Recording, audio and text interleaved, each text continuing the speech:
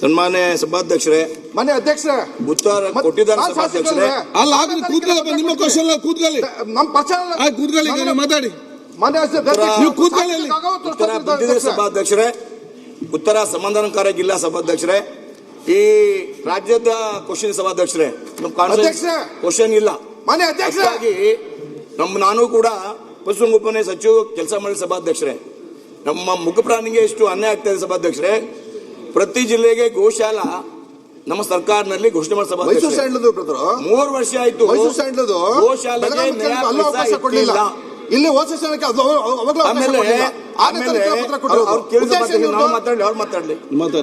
ಆಮೇಲೆ ಸಭಾಧ್ಯಕ್ಷರೇ, ನಮ್ಮ ಸರ್ಕಾರಿ ಗೋಶಾಲಾ ರಾಜ್ಯದಲ್ಲಿ